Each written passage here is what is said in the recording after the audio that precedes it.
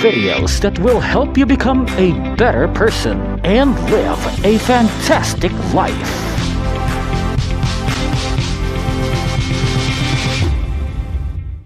Again, our one big powerful message is this: you are already loved. Pakisabi ulit sa katabi mo, you are already loved. Kasi baka nakalimutan na niya. Pinag-uusapan natin yung mga prisons ng shame. Okay? Merong yung biik. Di ba kapag yung biik naglalakad, nakayuko? Alam niyo kung bakit nakayuko yung biik pag naglalakad? Kasi nahihiya siya kasi yung nanay niya baboy. Shame ang pinag-uusapan natin. 4 prisons of shame. Ano yung prison number 1? Prison number 2? Ito naman po yung prison number 3. Pag-uusapan natin yan. Okay? But again, sinasabi natin to, pinag-uusapan natin to because we want you to be free from shame.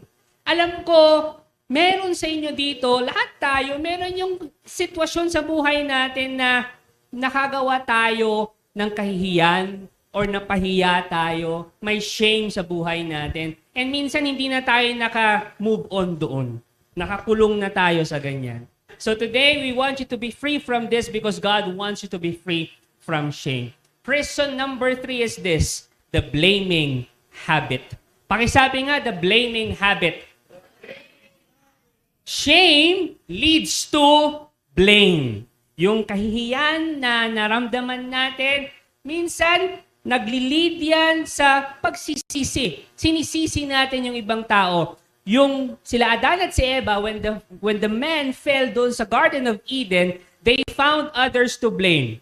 Si Adan, sinong sinisi niya? Si Eva. Kasi ito pinakain niya sa akin yung mansanas Sino pang sinisi ni Adan? Sinisi niya pati Diyos. Ikaw naglagay ka ng babae Nasusundan niyo ako? Kaya kami bumagsak, kaya kami nag-fail, kaya tuloy nahihiya kami ngayon. Si Eva, sinong sinisi niya? Yung serpent, yung ahas. Ito kasi may ahas Ba't kasi may ahas dito Nasusundan niyo ako? Kaya kami nag-fail. Aminin natin to. We do this all the time. We feel shame. When we feel shame, naninisi tayo ng iba. Sinisisi mo ang magulang mo, kapatid mo, boss mo, spiritual leaders mo, gobyerno, kaibigan mo. Kaya ka ganito, nagkaroon ka ng shame. Kasi yung nanay at tatay ko kasi ganito kasi yung kapatid ko ganyan Nasusundan nyo? When we feel shame, naninisi tayo ng iba. Pero kapag gano'n ang ginagawa natin, when we focus our emotional energy on blaming someone else, when we focus our emotional energy on blaming others, alam nyo po, we are not healing our shame. Akala mo, gumagaling ka, naghi-heal ka sa shame mo kapag sinisisi mo yung ibang tao, hindi po. Mas lalong hindi ka gumagaling, mas lalong hindi ka naghi-heal doon sa shame mo. So Brother Bar, sino dapat ang sisihin ko sa shame ko, sa kahihiyan ko? Sarili ko? Sarili ko ba dapat ang sisisihin ko? Yung ba dapat ang sagot? Yung sisisihin ko ang sarili ko? Hindi ako maninisi ng iba, kundi ang sisisihin ko lang sa kahihiyan na to, sarili ko? No.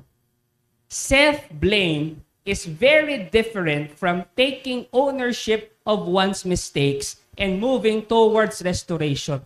Ito nagkamali ka. Sa pagkakamaling yon, nagkaroon ka ng kahihiyan, may shame. Ang sinasabi natin, you take responsibility, you take ownership. Ibig sabihin, sige, opo, nagkamali ako. Pero magkaiba yung taking ownership sa self-blame. Magkaiba yon.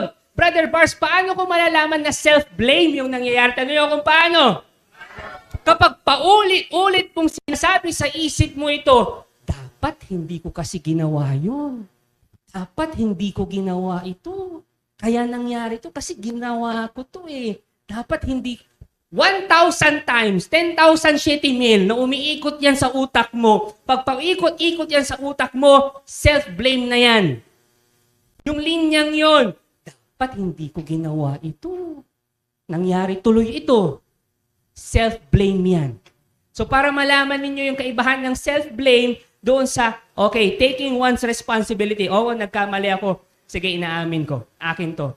Pero yung paulit-ulit mong sabihin sa isip mo na, dapat hindi ko ginawa to.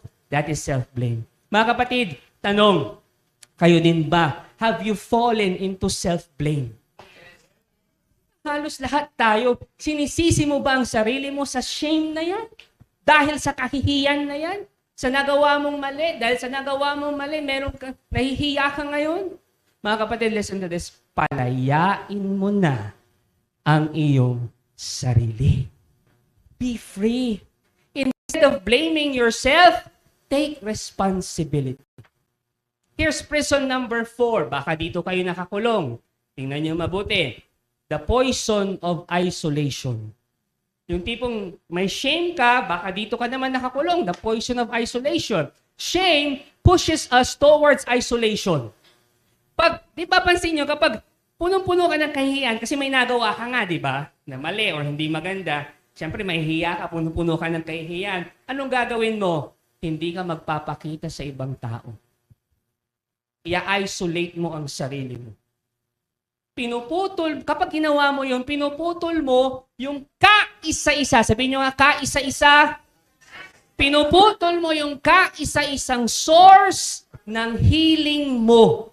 Pag in-isolate mo ang sarili mo sa ibang tao, dahil nga nahihiya ka, pinuputol mo yung kaisa-isang source or kaisa-isang quote-unquote gamot para ma-heal ka. Tulad ni Adan at si Eva, nagkamali, di ba? Bumagsak, nagkaroon ng kahihiyan. Anong ginawa nila? In-isolate nila yung sarili nila. Tumakbo sila, nagtago sila, hinahanap sila ng Diyos. Pero dahil nga sa sobrang kahihiyan, in-isolate nila yung sarili nila, nagtago sila, lumayo sila sa Diyos. Kasi punong-puno sila ng kahihiyan, punong-puno sila ng shame. Mga kapatid, tayo rin, most of the times, ganun din ang ginagawa natin.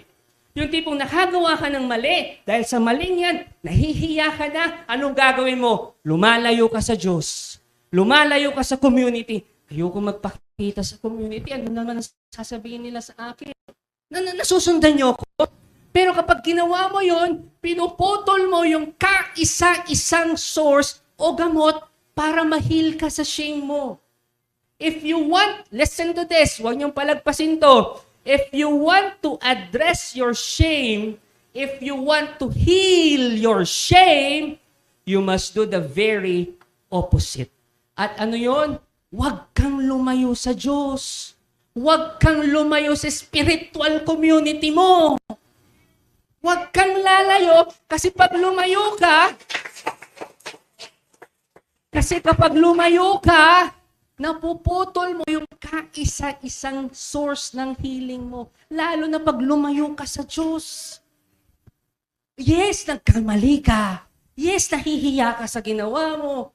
Pero wag kang lalayo sa Diyos at dito sa spiritual community mo. Thank you for watching. Be sure to subscribe to this YouTube channel para wala kayong ma-miss na video at live stream. Please also share this video to your loved ones, families, and friends. And do not forget that you can join us here live sa Feast Dagupan. God bless you all more. Mama Mary loves you.